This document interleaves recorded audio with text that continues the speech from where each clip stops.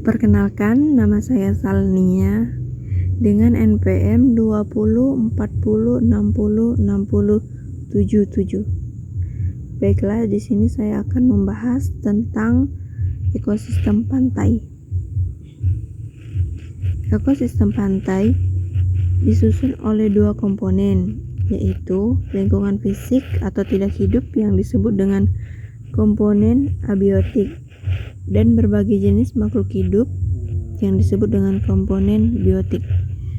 Berbagai jenis makhluk hidup tersebut dapat dikelompokkan menjadi satuan-satuan makhluk hidup dan ekosistem. Komponen ekosistem. Komponen abiotik merupakan komponen penyusun ekosistem yang terdiri dari benda-benda tak hidup. Yang pertama, air. Air berpengaruh terhadap ekosistem karena air dibutuhkan untuk kelangsungan hidup organisme. Air dibutuhkan tumbuhan dalam pertumbuhan, perkecambahan, dan penyebaran biji. Air mempunyai beberapa fungsi, yaitu sebagai daya pelarut unsur-unsur yang diambil oleh tanaman, mempertinggi reaktivitas persenyawaan yang sederhana kompleks, berperan dalam proses fotosintesis, penyangga tekanan di dalam sel yang penting dalam aktivitas sel tersebut. Yang kedua, suhu. Suhu merupakan faktor lingkungan yang berpengaruh terhadap pertumbuhan dan perkembangan tanaman. Pertumbuhan tanaman akan baik pada suhu antara 150 Celcius sampai 40 Celcius.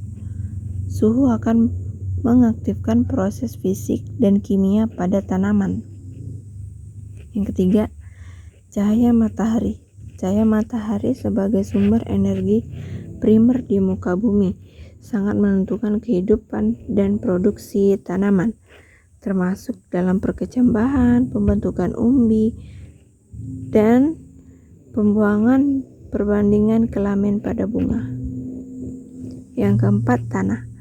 Tanah berbentuk karena proses destruktif, yaitu pelepukan batuan, serta pembusukan senyawa organik dan sintesis. Komponen utama dari tanah ialah bahan mineral, bahan organik, air, dan udara. Yang kelima, hara mikro.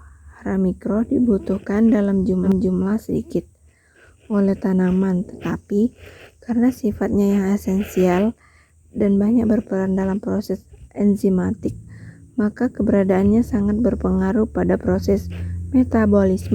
Kelembapan komponen abiotik dalam ekosistem. Yang keenam adalah udara.